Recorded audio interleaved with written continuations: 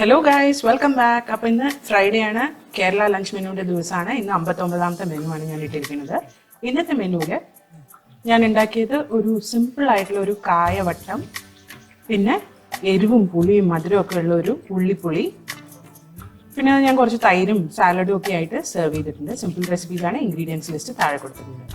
അപ്പോൾ ആദ്യം ഉള്ളിപ്പുളി ഉണ്ടാക്കാനായിട്ട് എണ്ണയിൽ കടുക് പൊട്ടിച്ചിട്ട് അതിലേക്ക് ഉള്ളിയും പച്ചമുളക് അരിഞ്ഞത് ചേർത്തിട്ടുണ്ട്. അതൊന്ന് ഉള്ളി ബ്രൗൺ ആവുന്നവരെ നമുക്കൊന്ന് വഴറ്റിയെടുക്കാം. അതിലേക്ക് നമുക്ക് മുളക് പൊടിയും മല്ലിപ്പൊടിയും ചേർത്ത് കൊടുക്കാം. ഇത് നന്നായിട്ട് മിക്സ് ചെയ്ത് മസാല കുക്കാവുന്നവരെ അടുപ്പത്ത് വയ്ക്കാം. ഇനി നമുക്ക് ഇതിലേക്ക് പുളിവെള്ളം ചേർത്ത് കൊടുക്കാം. അത് നന്നായിട്ട് മിക്സ് ചെയ്തിട്ട് ഇത് നന്നായിട്ടൊന്ന് തിളപ്പിച്ചെടുക്കാം.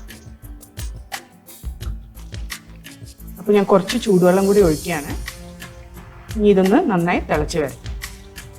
തിളച്ച് വരുമ്പോൾ ഇതിലേക്ക് ഉപ്പ്, മഞ്ഞൾപ്പൊടി, ഉലുവപ്പൊടി, കായപ്പൊടി, പിന്നെ പഞ്ചസാരയോ അല്ലെങ്കിൽ ശർക്കരയോ ചേർക്കാം. എന്നിട്ട് നന്നായിട്ട് മിക്സ് ചെയ്തിട്ട് ഒന്നും കൂടി ഒന്ന് തിളപ്പിച്ചെടുക്കുക.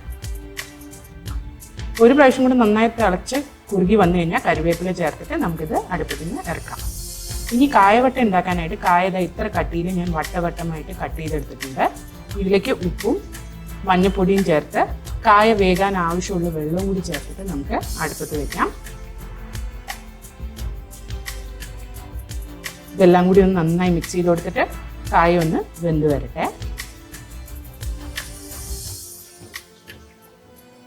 കായ വെന്തിട്ടുണ്ട്, എന്നാൽ ഉടയാൻ പാടില്ല. അങ്ങനത്തെ ഒരു സ്റ്റേജിലാവുമ്പോൾ നമുക്ക് ഇതിലേക്ക് തേങ്ങ, ജീരകം, പച്ചമുളകും കൂടി നന്നായിട്ട് ചതച്ചെടുത്തത് ചേർത്ത് കൊടുക്കാം.